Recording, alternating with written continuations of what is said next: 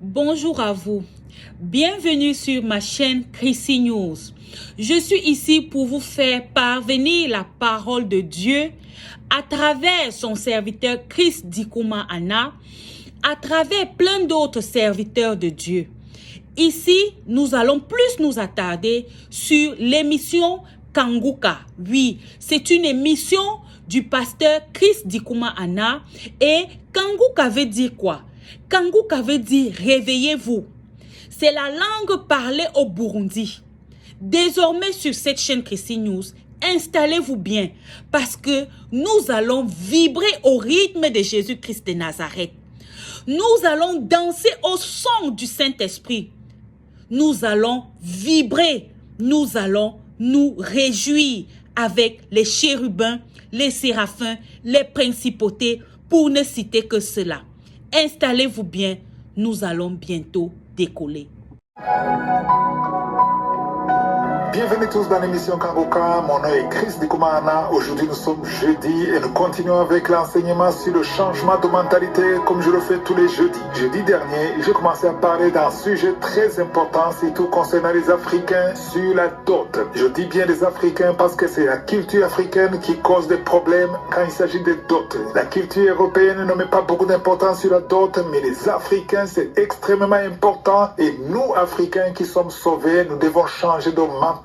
Je dois encore préciser que je ne suis pas contre les traditions, je ne suis pas contre la culture, mais en tant qu'enfant de Dieu, nous avons le devoir de sélectionner. Dans 2 Corinthiens chapitre 5 verset 17, il dit que si tu viens à Christ, tu deviens une nouvelle créature. Ça veut dire que les pensées doivent changer, la façon dont tu vois les choses doit changer. Il y a des choses qui sont positives dans la culture africaine, des choses qui sont conformes à la parole de Dieu, mais des choses qui sont contraires à la parole de Dieu, nous ne devons pas suivre ça, mais nous devons changer de mentalité. Voilà pourquoi je parle beaucoup sur le changement de mentalité. Il y a ceux qui peuvent me dire que je perds mon temps parce que la culture est là, elle a été là depuis des siècles et que personne ne peut changer. Mais ici, je m'adresse à ceux qui sont nés de nouveau, les parents qui sont nés de nouveau, qui sont chrétiens, qui croient en Jésus, qui ont accepté Jésus comme le Seigneur et Sauveur, qui ont le Saint-Esprit, ils vont me comprendre. Ceux qui ont le Saint-Esprit vont comprendre ce que je dis. Mais concernant la dot, je dois dire que c'est quelque chose de biblique. Donc je ne suis pas contre ça parce que la parole de Dieu parle aussi de dot. Souvenez-vous de Rebecca. Quand Abraham a envoyé son serviteur pour choisir la future épouse de son fils, c'est-à-dire Isaac, il a d'abord prié, Dieu l'a guidé, et quand il a vu Rebecca, il a donné la dot. Il a donné un cadeau. En principe, la dot devrait être un cadeau. Dans la Bible, on ne voit pas de négociation. On ne voit pas de négociation comme c'est le cas aujourd'hui. Parce qu'ici, je m'adresse à vous, Africains. Je sais qu'il y a des Européens qui me suivent dans cette émission, mais les Africains comprennent bien ce que je dis, parce que dans la culture africaine, il y a des négociations, de sérieuses négociations. Dans la culture africaine, on négocie le prix de la fille. C'est-à-dire que la fille devient une marchandise. Quand il s'agit de négocier et que parfois on n'est pas d'accord avec le prix qu'on a donné, c'est-à-dire que ta fille, je m'adresse à vous père, c'est-à-dire que ta fille est devenue une marchandise et c'est toi qui l'as rendue une marchandise parce que tu es en train de négocier pour donner ta fille comme si tu vendais ta fille. C'est ça la mentalité qui doit changer. Il faut comprendre que ta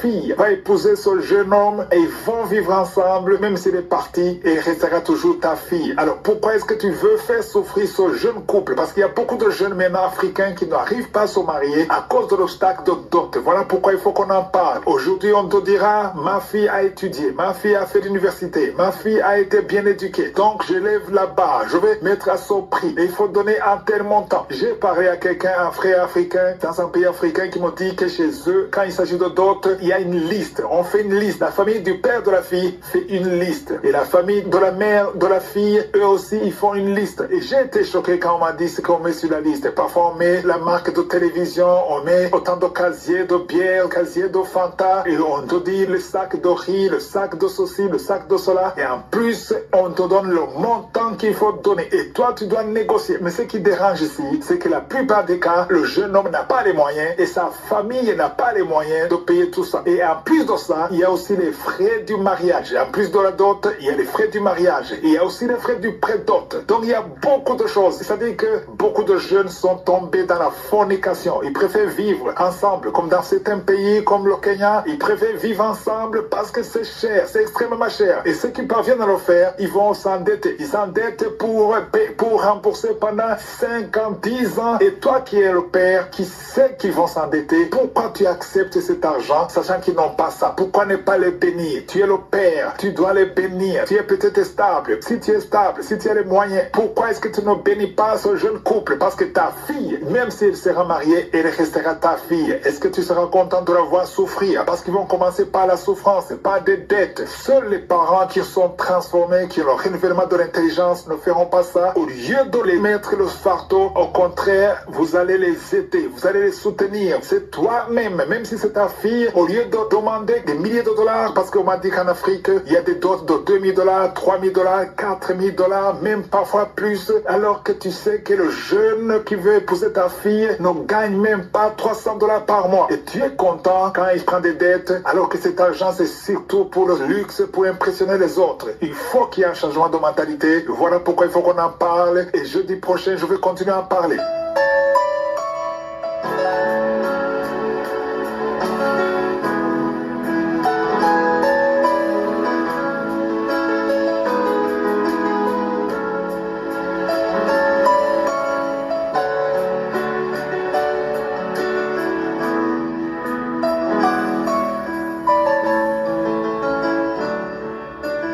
Nous sommes maintenant dans la deuxième partie, c'est-à-dire le moment réservé à l'enseignement. Nous continuons notre étude sur le livre des Thessaloniciens, c'est-à-dire la lettre que Paul a écrite à l'église de Thessalonique.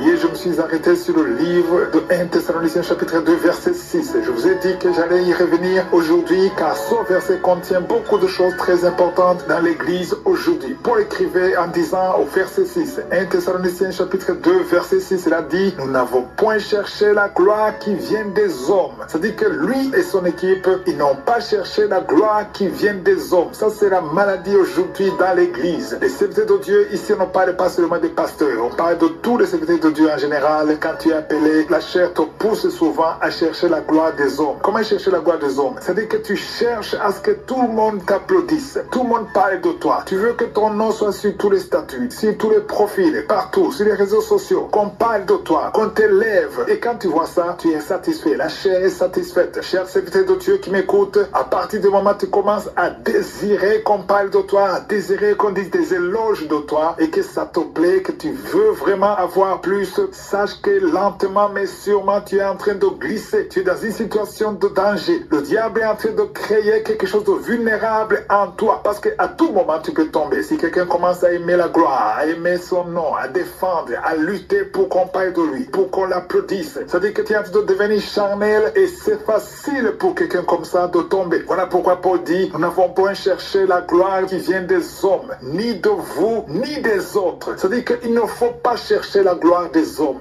Tout ce que tu fais, si tu es un serviteur de Dieu, tout ce que tu le fais pour la gloire de Dieu. Et c'est ça le piège du diable. Le diable veut créer en toi l'orgueil. Souvenez-vous que c'est à cause de l'orgueil que le diable a chuté. Ici, j'aimerais donner une précision pour ceux qui ne le savent pas, parce que peut-être il y a des nouveaux qui l'ignorent. Quand on parle de Satan, originellement, son nom, ce n'était pas Satan, son nom, c'était Lucifer. Lucifer, ce n'était pas un démon. Lucifer, c'était un ange de Dieu. Il était le chef de l'orchestre. C'est celui qui dirigeait les autres anges pour adorer Dieu. C'était un adorateur. Il louait Dieu et Dieu était content et Dieu aimait Lucifer avant sa chute. Mais ce qui a poussé Lucifer à devenir Satan et ce qui a causé sa chute, c'est uniquement l'orgueil. Il voulait être élevé et être au même niveau que Dieu. C'est-à-dire qu'il voulait aussi avoir la louange. Avant, c'était lui qui donnait la louange, qui donnait l'adoration, mais il voulait aussi être adoré. Il voulait être loué par les autres anges. Voilà pourquoi il est tombé. C'est pour ça que je dis, serviteur de Dieu, fais attention, ne cherche pas ta gloire, ne cherche pas à ce que les gens parlent de toi, mais cherche à ce que les gens parlent de Dieu. Que tout ce que tu feras, ce sera pour la gloire de Dieu. Si tu as prié pour un malade et qu'il a guéri du sida ou du cancer et que tout le monde est impressionné, sache que c'est Dieu qui l'a fait. Ce n'est pas toi qui l'as fait. C'est le don de Dieu. C'est la main de Dieu. C'est le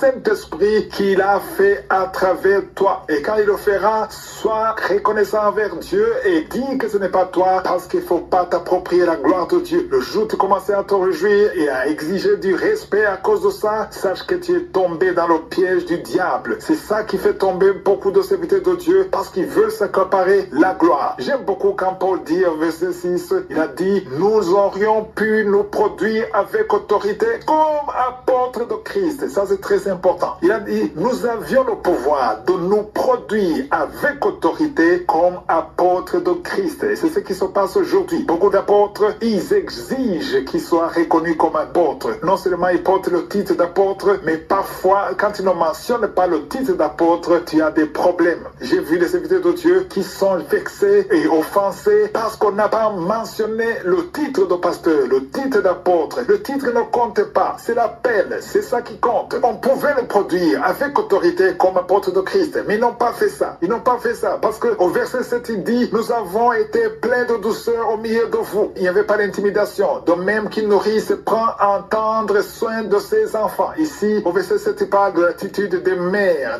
qui ont des bébés. Mais au verset 11, il parle de l'attitude des pères. Il dit, vous savez aussi que nous avons été pour chacun de vous ce qu'un père est pour ses enfants. Au verset 11, il parle des pères. Au verset 7, il parle des mères. C'est-à-dire qu'il y avait de l'équilibre. C'est ce que je vais continuer à parler demain parce qu'aujourd'hui, il y a un problème de déséquilibre parmi les serviteurs de Dieu. Et il y a surtout la manipulation. Voilà pourquoi il dit, on n'a pas voulu nous produire en autorité parce que ceux qui font ça aujourd'hui, c'est la pure manipulation. Si je suis le vœu, je vais continuer à parler demain. Nous sommes arrivés au terme de cette vidéo. J'espère que vous vous êtes bien régalés.